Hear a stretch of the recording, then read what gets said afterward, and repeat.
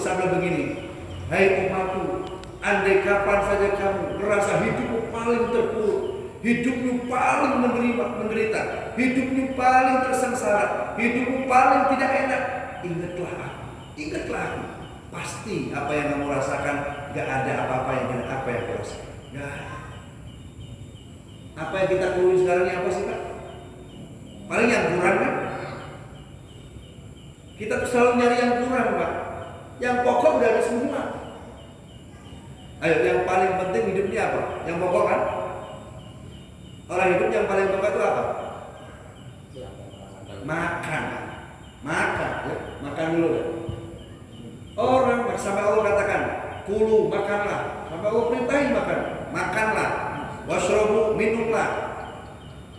Orang Pak, kalau nggak punya makanan, nggak makan, mati.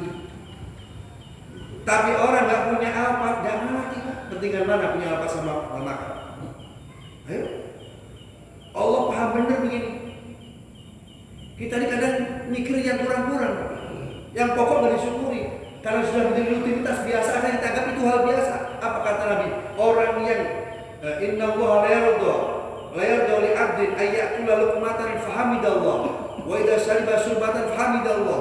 Kata Nabi Muhammad dalam berpuisi, Allah ridho seridho-ridhonya. Orang kalau sekali makan dia suap dia baca alhamdulillah. Kalau dia minum alhamdulillah. Ini orang bisa jadi walinya Allah Subhanahu wa taala gara-gara makan.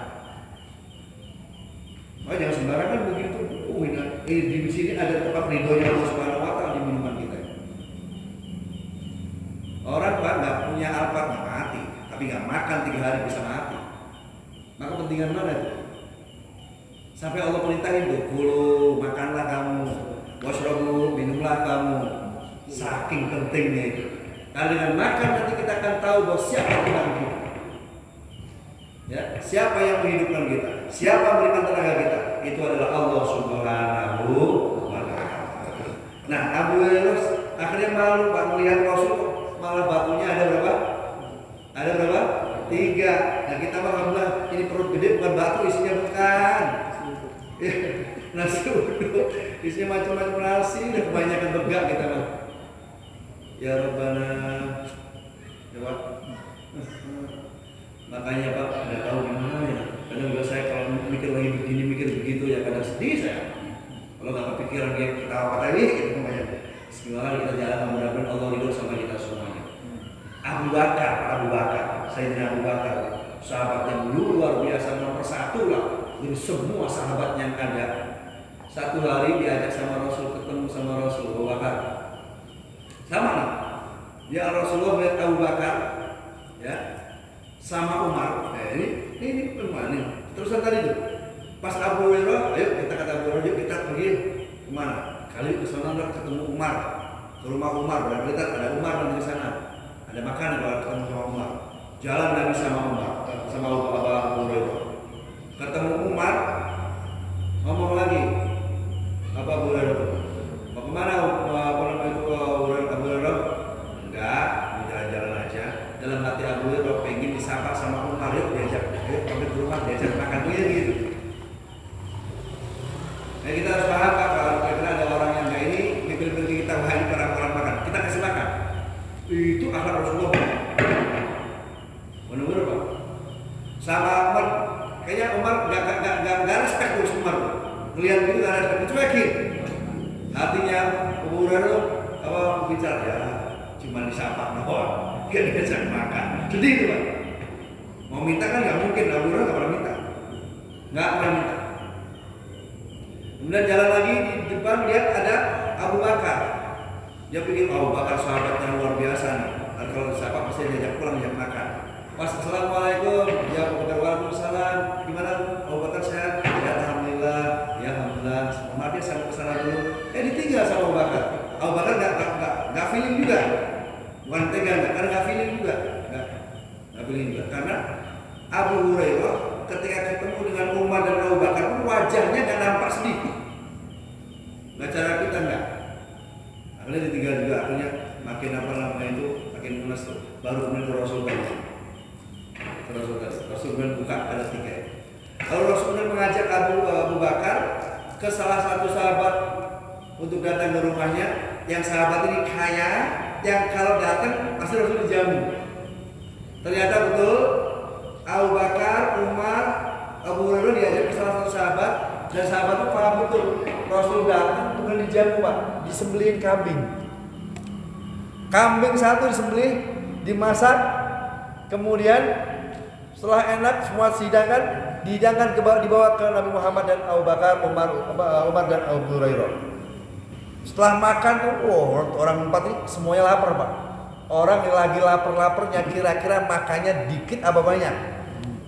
Hah? Bapak kalau lagi lapar terus makanannya cocok, enak, makan dikit apa banyak? Banyak. Dikit coba ya. Dikit kita mah. Dikit nambahin. Dikit-dikit ya.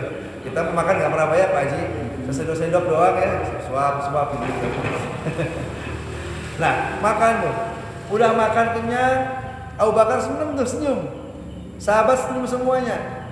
Lagi enak-enaknya senyum, apa kata Rasul? Ya Abu Bakar, yang kita lakukan saat ini, yang terjadi pada kita hari ini, sekarang ini, Allah katakan yauma latus alunna yauma tsumma latus alunna yauma idzin anin naim. Ini nanti semuanya akan ditanya oleh Allah Subhanahu wa taala, kita harus bertanggung jawab kelak di akhirat.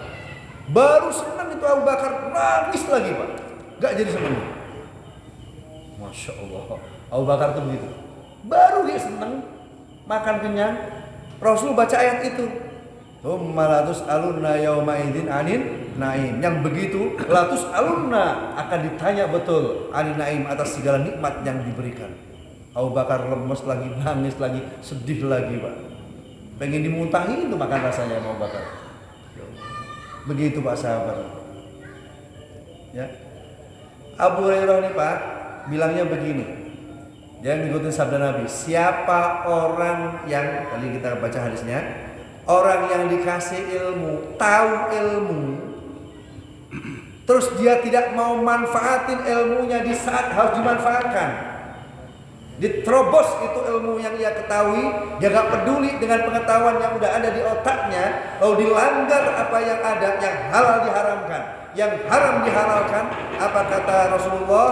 Maka orang ini akan naz'allahu ruhahu ala ghairi syahadah. Allah akan cabut ruh dari tubuhnya dengan dia tidak mampu bersaksi bahwa Tuhannya adalah Allah Subhanahu wa ta'ala.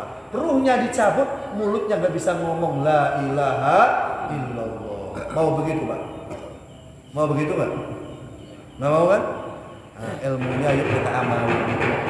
Biar dikit gak apa-apa, kita usaha amali. Orang gak ngamalin ilmu ini kayak begitu tuh ancamannya. Nanti matinya tuh disuruh baca la ilallah gak bisa.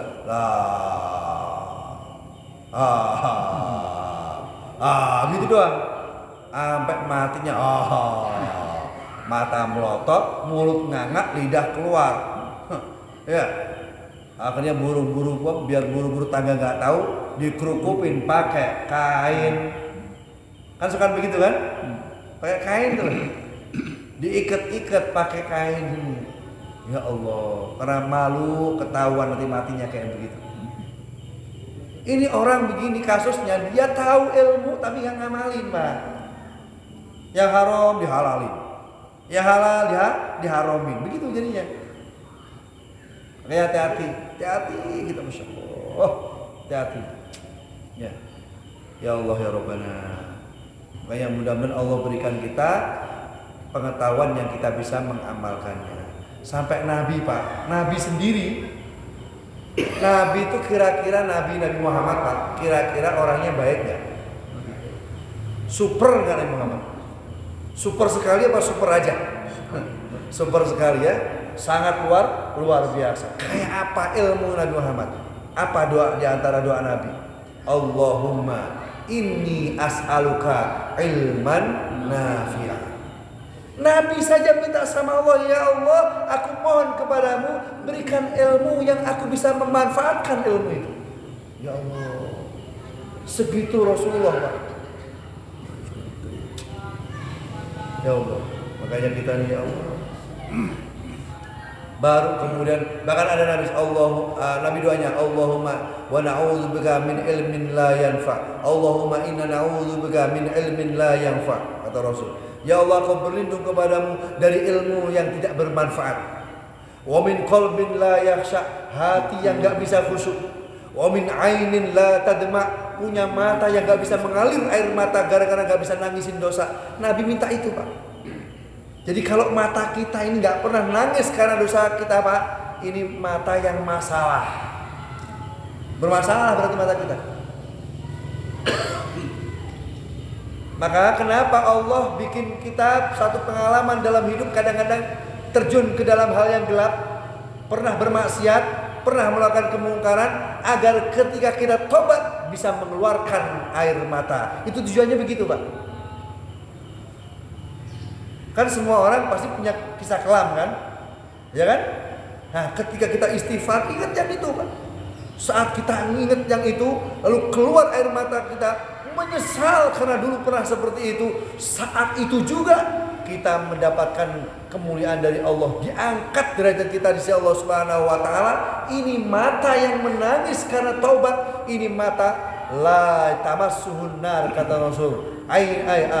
Ithnani la lam tamassuhun nar, dua hal yang tidak akan pernah disentuh oleh api neraka. Itu diantara adalah ainun tadma'u min khasyatillah, mata yang pernah mengalir air matanya karena takut kepada Allah Subhanahu wa taala. Makanya sekarang ayo kita pikir diri, pernah nggak mata kita ini nangis karena takut Allah? Nah, ya. Sekali-kali ya nangis gitu loh, Pak. Jangan setiap hari nangis. Ya. Apalagi Bapak ngeliat saya nangis, saya nggak enak perasaan ya. Ya usah. Sekali kalau lagi sendiri nangisnya. Kalau banyak orang kan nangis karena acting namanya, apa ya? Banyak orang Allah acting namanya. Rabbana itu acting. Kalau mau nangis sendiri di rumah, jangan ada yang tahu. Ya. Makanya kalau orang alim, orang ulama yang benar, kalau banyak orang doa nggak panjang-panjang, Pak. Allahumma shalli ala sayyidina Muhammad, Allahumma shalli ala sayyidina Muhammad, Rabbana aja. Setahu saya begitu. Kakek saya tuh kalau doa tuh Robbana udah. Robananya. Robbana atina fid dunya hasanah wa fil akhirati hasanah. Udah selesai. Tapi yang bisa orang, doa ada panjang, Robbana, banyak banget ya. Tapi kalau nanti udah sendiri di tengah malam, nggak udah nangisnya. Begitu loh orang manusia. Ya, ini mah kebalik, depan orang banyak nangis, dia sendiri masih nggak tahu tuh. Ya Allah. Ya. Kita kadang kebalik, Pak, depan orang nangis, ketika sendiri masih maksiat. Makanya kata Sayyidina Ali, perkara yang paling berat menghindari maksiat ketika sendiri. Makanya yang sendiri hati-hati, godaannya gede, yang sendiri. Wah, bener-bener ini bukan saya yang ngomong, bukan Ali, Sayyidina Ali. Bener, Pak. Gede orang sendiri itu godaannya. Ya, orang korupsi itu kan karena sendiri, Pak, ngayal di bawah di balik mejanya sendirian, ketawa terotak ini, angkanya sekian, dia ngasih sekian, gua ambil sekian, itu karena sendiri. Nggak ada korupsi jamaah begini, ayo kita rapat aja, korupsi bareng-bareng, ada yang gitu? Karena ngayal sendiri. Makanya kalau orang sendiri itu setannya gede-gede, hati-hati, Pak. Orang yang selamat itu orang yang sering ngumpul begini-gini nih. Ya, kata Rasul al-jama'u rahmah. Ya, al-jama'u rahmah. Dikatakan begini. Wa man tafarraqa minal jama'ah kal qasiyah. Orang yang memisahkan diri dari jamaah itu seperti kambing yang bisa saja suatu saat diterkam oleh serigala kapan saja. Makanya kalau lagi majelis, hadirin, Pak. Jangan suka sendiri. Ngapain ngaji? Jangan. Ngaji aja. Paham nggak paham belakangan, yang penting ngaji. Hadisnya juga katakan mau diamalin apa belum sama dengan sholat 1000 rakaat kan begitu. Yang penting hati kita niat ngamalin kan gitu, Pak. Kalau belum bisa ngamalin ya belum, memang belum. Tapi udah ngaji. Apalagi kalau nyela guru bisa. Hah? Apalagi kalau nyela gurunya. Yang ajar celah itu. Oh, nyela gitu. Iya. Ya. Waduh. Celah-celah. Itu Masya Allah. Ini luar biasa. Jadi Pak, kata Rasulullah ancaman orang yang tidak mengamalkan ilmu, maka dia akan mati dalam keadaan ruhnya dicabut, dia tidak bisa bersaksi, tidak mampu mengucapkan la ilaha illallah. Padahal siapa orang yang akhiru kalamihi la ilaha illallah dakhalal jannah. Siapa orang yang akhir ucapannya adalah la ilaha illallah pasti masuk surga. Maka mudah